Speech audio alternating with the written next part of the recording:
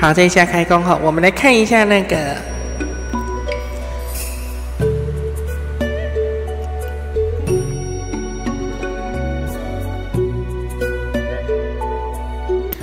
我们来看一下小红跟日和的比较，日和就国际服的狐狸哈，简单说，它就是上一次功夫熊猫来替代这一只的一个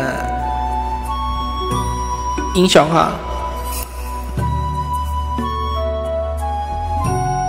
首先，虽然这个重甲是有限制哈，它是层数，就是所谓的层数护盾哈。不过这个层数护盾其实挺好用的哈，并不是说现在在那个炮火多的时代它没有用哦。你看人家那个一下打一下都是100多%的，你那个挡一下能挡很多的话，比你加那一点血有用哈。一种异常状态加20%，最大60就3种哈，所以最大就是一下170哈。它是攻击3下，不过它专武就已经攻击4下，专武还有那个攻击次数加1，然后那个专7的话是加2，所以总共加3。这一只到专7一共就是 K6下哈。那我们都知道，现在的海军能够上的底 buff， 基本上有用水枪妹的水枪妹就一种哈，有用水枪妹的水枪妹就一种，这个也算哦，这个给那格子打叉叉的那也算负面。接着是铁臂角，铁臂角那个暴走妹就是那个国际服的雷拉哈，它这个 K 下去是降攻哈。它紧接着是小红自己的哈，专武它有贴齿轮哈而且它这是普攻以后一定几率发动哦，所以它跟那一只长得有一点不太一样哦。那我们接下来看一下那个日和哈。他们两个的差别其实我不知道怎么形容啊。对，请看哈，它的基本攻击威力比小红大20，那个小红是110，这里130，它血量护盾多15%，可是它没有重甲的盾，所以你这15%的血量被人家轰一下就直接不见，好，不要再问为什么，你被人家那个高攻击威力的不用多那个80%、90%炸下去，你多15%的血量护盾的那个血量直接被人家消灭了哈。所以你这我不会形容。紧接着来看一下那个异常状态哈。异常状态的话，它是可以，这里是加10哈，就不管哪一种异常状态，只要有异常状态砸下去的话，就是130加10。紧接着它的那个支援技能是那个每一回合刚开始，不对，那个普攻以后哈，一定几率会给对方贴那个齿轮过去哈，这个不用专属哈。所以也就是说，在没有专属的状况下，你这个狐狸是比那个小红强的。没有专属，也就专武以前啊，包含那个没有专属是我们所谓没有专属是包含没上专属到专属5之前哈，你专0到专4，简单说它都是狐狸比那个小红强哈，自带的嘛。但是你一旦进入到专武，那它就不一定了哈。专武的时候哈，那个小红多攻击一下哈，所以那是有差别的。我们来看一下那个日和的另一个什么东西，我们来看一下日和的专属哈。日和在这里，请看，异常状态加20，所以10加20就一共就加30。因为它的技能一下是130，所以如果上专武的状况之下，打到有异常状态，任何一种，它的没有算层数的，所以比较麻烦哦。你打中就130加30就160，然后那个支援技能的里面的一个贴齿轮的话，就变成是贴3个。本来普攻以后是一定几率贴2个，这里就变贴3个。可是各位可以看得到，这边有出现一个问题，它的炮火数没有加1，可是刚才小红那边专鲁炮火加1，所以那是4发对3发。你这不应该哈。紧接着，紧接着来看一下最后专7。专7的话，你这里加2下，所以一共攻击次数是5下，然后达到有异常状态加50，20，你这里20，这里20，一共40，再加上他刚才那个技能自己有的10，所以一共50，130加50就是80，然后砸5下。但是小红的话，它是砸6下，因为它那个专5跟专7专武是加1次攻击次数，那专7加2次，所以1加2等于3。它自己本身的一个基础发动就是3下，所以它一攻砸6下哈。我只能跟你讲，一旦进入到专7，其实他们两个也没有差距非常大哈。所以你，哎呦我的妈呀！而且按照基本状态来看的话哈，大致上海军只要攻击对方的话哈，基本上对方最少都会带2种负面。我只能这样跟你讲，基本上都会带2种。我跟海军打了那么多场，我有发现，反正我面对海军的时候，人家攻过来，我那个格子上面基本上最低限度都会有2种异常，所以你那个小红攻过来的话，它就2层，它就加2层，它2层就跟你加40%，100加40就150，然后它攻击6下，你是看着办好了啊！我这简直不敢领教啊！你这。紧接着来看一下发动率，也就是说哈，如果你是完全没有上专属，或者是专属到不了5的人哈，你直接把它换掉啊，你就是直接把那个小红换掉，直接换这一只哈，这一只只要是专武以下的话哈，那个狐狸就一定是比小红强很多，不是比较强，而是强非常多哈。那紧接着来看一下最重要、大家最关心的发动率哈，我真的是非常的不敢领教哈。来测10场哈，来啊，我们的结论是它的发动率一共是34.26，狐狸的发动率只有34.26而已，所以就按那个小红是33%点几哈，33.33哈，就1/3，你才多人家1%多一点，你是不是扯淡了？你自己看。好，来，请看哈，我们的狐狸的话是长这个样子，这一只是日和哈，就猜啊。所以你只要看这个图标就知道了哈，剩下都是加血的哈，就加血就是要延长那个攻击手速，所以这样子是比较有一个客观性啊哈。这10场加起来就是刚才那边显示给各位34.26而已，你的发动就只有这样而已。请问一下你会比小红强很多吗？您自己盘算一下好了哈。我这个是测试的，所以才会用这样子哈。这个都不是常规阵容，全都加血的哈。各位也知道，而且我这10格不讲错了，对不起，9格全部都是船啊，9格全用船，然后打下去，这样子比较准嘛。不然的话，狐狸它不是海军的都不会发动啊。你这不是扯淡吗？来，我们一个给各位看一下，现在来看第3个哈，第3个发动率是这个样子，接下来是第4个哈。各位可以看得到了，你好像有点惨哦，是不是？好，你的第5个哈，来，接下来第6个，各位自己加一加就知道是怎么一回事了。我这是，当然狐狸你是可以期待它攻击的时候爆发一下是可以的哈。不过你觉得你觉得它爆发的可能性很高吗？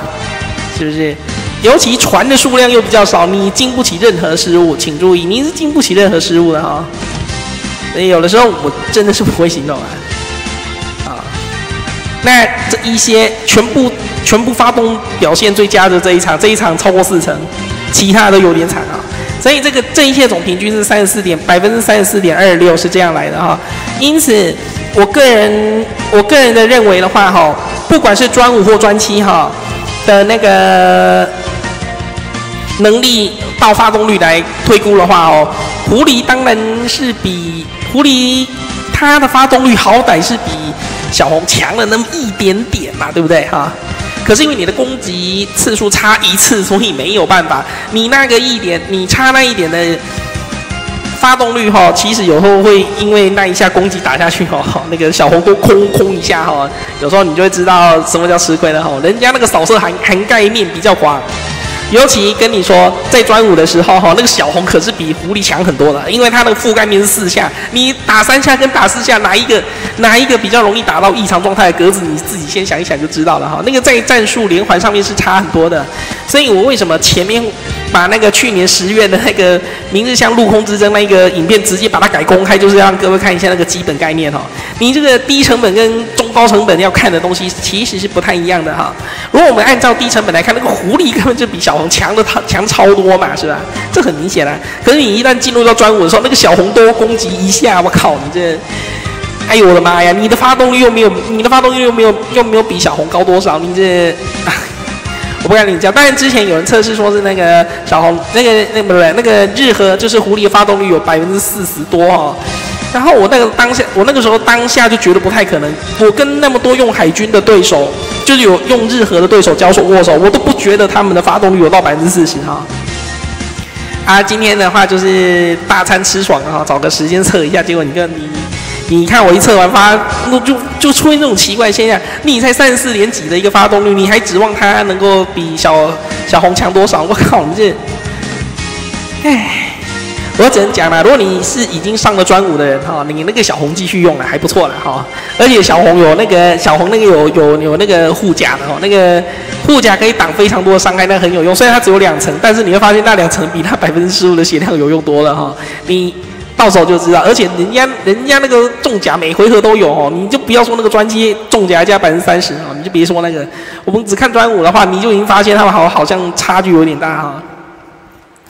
所以那个我们来看一下哈，因此目前本阶段的分析的话哈，在专属武以前，那都是狐狸比小红强非常多。但是你一旦上到专武跟以上的时候，那就很抱歉了，你这个差距有点大哈。所以差距有点明显，尤其在专武这一段哦，专武这一段你那小红更比狐狸强了好多啊！你的专七的话，你说两边勉强打平也可以这么讲，毕竟能够勉强打平是因为小红它多攻击了一下哈，你一个打5下跟一个打6下，那你会觉得没差别吗？有吧？你发动率只有高1点几而已啊，所以我们是这么看的哈。那这个是这2只英雄的一个比较哈，不过这个还没有进入到那个战术连锁的一个概念。战术连锁概念的话，其实我放了一个去年10月拍的那个明日香陆空之争的影片，把它改公开的话，其实我是要先讲空军的燃烧战术。不过那个影片我还没有做就是了。大家那个也会像这个影片讲一下，你那个低成本到那个中成本到，然后再到高成本到底会有什么差别啊？那个有时候我是觉得你那只新英雄哦，你说比明日香强吗？我看不见的哦。你是不是把明日香那个加40%的攻给忘了啊？拜托，英雄真攻那是很强，他加的是最后的伤害 ，OK？ 所以你那个英雄的真攻，它不是列入增伤里面计算，这个很麻烦啊。它是有一个属性联动的一个那个，你血量护盾虽然多了一些，但是你这真攻差人家40%，你那个烧下去威力是有差的，而且明日香引爆的时候是加20%，你的那个燃烧资源只有加10%，那实在是有点惨哦。你10跟20能一样吗？拜托一下，那是有差别，你就不要说后面还有一个加40%的攻哦，那个这弄下去差的有点多哈。所以比较标准的一个评价的话是，他们2个其实哈，你如果真的要比的话哈，要看状况啊。但是总体来看的话，明日香的战斗表现比较稳定，所以明日香是略强的哈。他还强于那一只空军的新英雄哦。你不要以为那个9格一起打好，看起来好像很爽哦。你到时候只要敌人剩下8格的时候，不用升到6格，敌人只要剩下8格的时候，就是明日香比较强了，就比明日香就已经比新英雄还强了。你等着看了哈，因为这个差距是在40%的真攻上面哦，这没有办法哈。你不是像人家讲的说剩6格的时候明日香比较强，不是这样子啊。剩8格的时候就已经是那个敌人剩8格的时候就是明日香比较强了。OK， 那么这个影片先到这里了，给各位参考一下啦。反正这一只狐狸真的做的有点失败，你知道吗？有点不太会那个哈，就是有点不敢领教啊。你要替换的话，你去搞一个基本上几乎没有差异的英雄出来让人家换，你是想让人家换英雄的形象是不是啊？因为我们这里英雄都是妹子嘛，所以你说换一个形象嘛，我就觉得还好啦。我们在弄的时候还是比较注重一下那个战术的一个连锁性的哈。这个战术连锁有一点不太 OK 啊。就算连锁起来，你也是比小红弱啊，我们干嘛换啊？这个换英雄又不是不用资源，对不对？你看我这一只都没有练嘛，到时候我如果练好 OK。你练那个橙色万能碎片不是问题嘛？因为我这是主号，所以我的万能碎片很多啊。你看4000多嘛，是不是？好你是觉得不用上专武吗？要啊。上专武的话，那你的那个万能片又要减2025片啊，你是有几个2025可以减啊？我蛇眼还没动哎，蛇眼就一定要动，跑不掉，我蛇眼还得搞一次。蛇眼2025那个2025没了，然后再换一只新铁币2025又没了，我等于有4050是要压着不能动这里面有4050是不能动的，拜托一下，所以我绝对不会去动狐狸的哦，拜托，好 ，OK， 那这个影片就先讲到这里哈，但是仅供各位参考一下了哈，各位可以再根据实战再稍微调整一下，看是什么状况了哈。当然，如果你是在打那个防卫战的话，当然还是看起来的话哈，就还是狐狸好一点的哈。就在打防卫战的时候，不过也没好多少啊，我讲实话哈。那为什么打防卫战狐狸好一点？那是因为重甲不能抵挡普攻。你在打那个个人或联盟防卫战的时候，那个敌人都是没有英雄技能的，所以这个时候哈，那个重甲就是一点屁用都没有。那当然是狐狸用起来就会比那个小红强一点嘛，这理所当然。但是你打这游戏，你不玩这游戏基本上都会面临到比赛，就是与玩家的一个 PK。我们别的不说啊，你最近新增的那个夺宝，你这也是玩家 PK 啊，拜托一下，你觉得玩家不会拦截你是吧？那你既然要面对 PK 的话，那你用狐狸干嘛？狐狸的 PK 就没有小红那么强。因此我们培养英雄的时候，还是考虑一下哈 ，PK 跟打关卡都能够平衡的英雄组合，而且战术连锁能够连起来的哈，这样你就可以节省很多资源哈。那个后面再讲，因为现在符合这个规范的是陆军的新玻璃大炮队，那个后面再跟各位解释一下关卡跟 PK 通用是什么意思哈。